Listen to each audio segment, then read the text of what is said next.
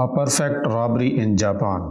Japan کی تاریخ میں سب سے بڑی بینک رابری. یہ ایسی رابری تھی جس میں کسی قسم کی طاقت کا کوئی استعمال نہ ہوا اور اس کو جاپان کی تاریخ کی گریٹسٹ اینڈ سمارٹسٹ رابری کہا جاتا ہے اور اسی لیے اس کو پرفیکٹ رابری کے نام سے جانا جاتا ہے. یہ رابری کیسے ہوئی، اس میں تفتیش کیسے ہوئی، ملزم کیسے پکڑے گئے، یہ تمام باتیں آج ہم آپ کو بتانے جا رہے ہیں. امید ہے آپ کو مزہ آئے گا، اس لیے آخر تک جڑے رہیے گا. یہ بینک رابری 1968 کو جاپان میں ہوئی، جب جاپان ایک بہترین بڑھتی ہوئی معیشت تھی جو کہ دنیا میں ٹیکنالوجی کے حوالے سے ریولوشن لا رہا تھا، جو پوری دنیا کو لیڈ کر رہا تھا. اس وجہ سے بینک بھی خوب ترقی کر رہے تھے. تب جاپان میں کچھ بینک رابریز ہوئی، مگر ان میں یہ بینک رابری سب سے بڑی رابری تھی جس نے پورے جاپان کو چکرا کے رکھ دیا، کیونکہ یہ سب سے بڑی اور سمارٹسٹ رابری تھی. یہ کہانی جاپان ٹوکیو سے شروع ہوئی، جہاں نیہان ٹرسٹ بینک جس کے ہیڈ مینیجر کو ایک دن ایک انجان لیٹر باکس میں ملا، اور جب اس نے یہ لیٹر کھولا اور پڑھا تو ادھمرا حیران رہ گیا، جو کہ ایک دھمکی آمیز خط تھا جس میں لکھا تھا کہ 300 ملین ین ایک خاص لوکیشن پر لے کر آ جاؤ ورنہ تمہارے گھر کو ایک دھماکے سے اڑا دیں گے. جب مینیجر نے یہ پڑھا تو بہت گھبرایا اور اس نے فوراً پولیس کو اطلاع دی، جس کے بعد اس کو معلوم ہوا کہ یہ خط اس کو لگاتار اس کے گھر اور دفتر میں آ رہے ہیں، جس پر پولیس نے اس بینک مینیجر کے گھر اور آفس کی لگاتار نگرانی شروع کر دی. جس کے بعد 10 دسمبر 1968 کو بینک نے 300 ملین ین توشیبا کمپنی کو ٹرانسفر کرنے تھے. توشیبا کمپنی دنیا کی جانی مانی کمپنی ہے.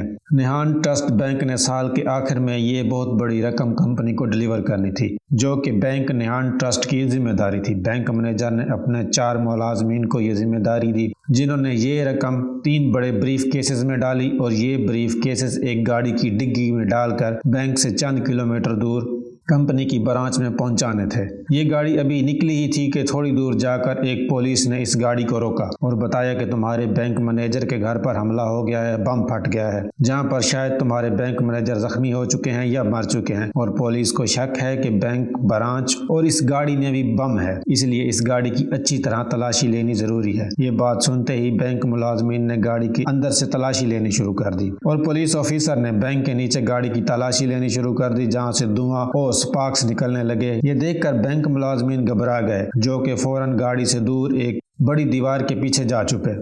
جب بینک ملازمین نے تھوڑی دیر بعد جھانک کر دیکھا تو وہاں نہ گاڑی موجود تھی اور نہ ہی پولیس والا. یہ ان کے لیے حیران کن تھا، لیکن وہ سمجھے کہ یہ کوئی بہادر پولیس والا تھا جو کہ گاڑی کو شہر سے دور کہیں لے گیا ہے. جس کے بعد انہوں نے فوری طور پر بینک میں رابطہ کیا تو ان کے علم میں آیا کہ بینک مینیجر ٹھیک ہے، نہ ہی گھر یا دفتر میں کسی قسم کا کوئی بم دھماکہ ہوا ہے. جب انہوں نے غور کیا تو ان کو سمجھ آیا شاید دھواں گاڑی کے اندر سے نہیں، گاڑی کے نیچے سے ایک فلیئر سے نکل رہا تھا. جس کے فوراً بعد پولیس کو اطلاع دی گئی. پولیس موقع پر آئی، انہوں نے کرائم سین دیکھا اور وہ تمام ثبوت دیکھے جو کہ مجرم وہاں پر چھوڑ کر گیا تھا، اور سب سے بڑا ثبوت وہ موٹر سائیکل تھی جو کہ وہاں پر کھڑی تھی. یہ موٹر سائیکل کوئی پولیس کی موٹر سائیکل نہیں تھی، بلکہ یہ خود کسٹمائزڈ موٹر سائیکل تھی جو کہ ایسی بنائی گئی تھی کہ دیکھنے میں پولیس کی بائک جیسی لگے. اس تمام واقعے میں کوئی خاص انفارمیشن بینک حکام پولیس کو دینے میں ناکام تھے، کیونکہ یہ سب کچھ اتنی تیزی سے ہوا تھا کہ کسی کو کوئی سمجھ نہیں آیا تھا. ایک چور جس نے ایک اچھا پلان بنایا، اچھی طرح ایگزیکیوٹ کیا اور اتنی بڑی رقم لے اڑا. اس وقوع کے فوراً بعد پولیس نے اپنے 10,000 ملازمین کو چور پکڑنے کے لیے لگا دیا اور ان کو گاڑی کی ڈیٹیل دے دی گئی کہ اس طرح کی گاڑی پکڑنی ہے.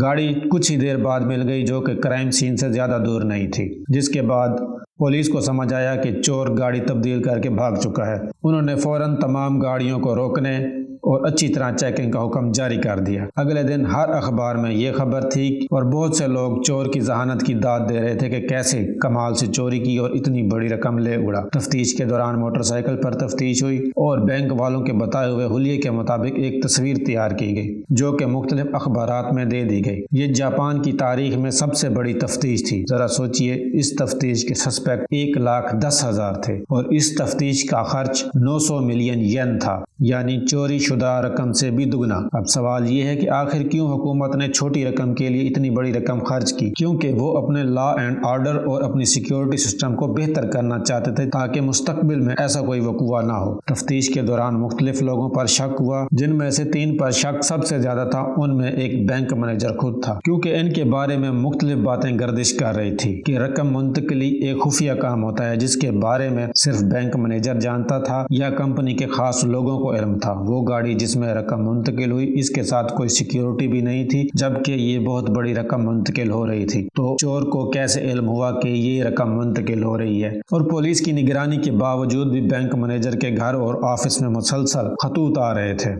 ये तमाम बातें होने के बावजूद पुलिस के पास कोई सबूत नहीं था, इसलिए पुलिस ने बैंक मैनेजर को गिरफ्तार न किया। दूसरे शख्स की एक दुखी कहानी है, जो बैंक के पास रहता था, हुलिया भी बनाई हुई तस्वीर से मैच करता था और वो टैक्सी ड्राइवर था। इसकी ड्राइविंग स्किल भी अच्छी थी, लेकिन पुलिस को सबूत नहीं मिला तो इसे गिरफ्तार नहीं किया। लेकिन तफ्तीश मीडिया को लीक हो गई, जिस पर मीडिया ने इस शख्स को ही मुल्जिम करार दे दिया और इस पर कॉलम लिख दिया और बगैर सबूत के इस शख्स को मुल्जिम करार दिया, जिस पर पुलिस ने इस शख्स को गिरफ्तार कर लिया। तफ्तीश किया तो इस शख्स ने साबित किया कि जब ये जुर्म हुआ, जब ये क्राइम हुआ, तो वो किसी और जगह मौजूद था, इसलिए पुलिस ने इसको रिहा कर दिया। लेकिन इसकी ऐसी बदनामी हुई कि दोस्त, फैमिली मेंबर्स तमाम इस शख्स से दूर हो गए और इसको चोर समझने लगे, जिसकी वजह से ये शख्स डिप्रेशन में चला गया और आखिरकार इसने खुदकुशी कर ली। तीसरा शख्स एक नौजवान था जिसका वालिद पुलिस में था और खुद वो एक गैंग में था, जो पहले भी कार चोरी में गिरफ्तार हो चुका था और इस वकूआ में भी जो गाड़ी इस्तेमाल की गई थी वो भी चोरी की थी। और इसका वालिद चूंकि पुलिस में था, पुलिस की मोटरसाइकिल को अच्छी तरह समझता था, तमाम डिटेल उसे मालूम थी, आसानी से किसी भी मोटरसाइकिल को कस्टमाइज कर सकता था कि वो पुलिस की तरह दिखे। और ये शख्स ये भी साबित ना कर पाया कि चोरी के वक्त वो कहाँ था, इसलिए गिरफ्तारी के डर से इसने गिरफ्तारी से पहले ही खुदकुशी कर ली। और पुलिस को इसके घर से चोरी शुदा रकम के कुछ नोट भी मिले, जिससे ये साबित हुआ कि ये शख्स चोरी में मुलविस था। लेकिन बाद ये मालूम हुआ कि इसका पूरा गैंग ही इस चोरी में मुलविस था, क्योंकि कुछ अरसा बाद इसका एक गैंग मेंबर गिरफ्तार हुआ जिसके पास एक भारी रकम मौजूद थी और वो ये भी साबित ना कर पाया कि ये रकम उसने कहाँ से हासिल की और वो सोर्स ऑफ इनकम बताने से भी इनकारी था। इस तरह ये प्रज्यूम किया गया कि ये गैंग ही चोर था। इस केस की तफ्तीश 7 साल तक 1975 तक 1975 तक जारी रही, लेकिन कोई हल ना निकला और 1988 में जापान की अदालत ने इस केस को अनसॉल्व करार देकर क्लोज कर दिया। ये थी जापान की परफेक्ट बैंक रॉबरी। उम्मीद करते हैं आपको कहानी पसंद आई होगी। हमारे चैनल को सब्सक्राइब कीजिएगा, लाइक और शेयर भी कीजिएगा।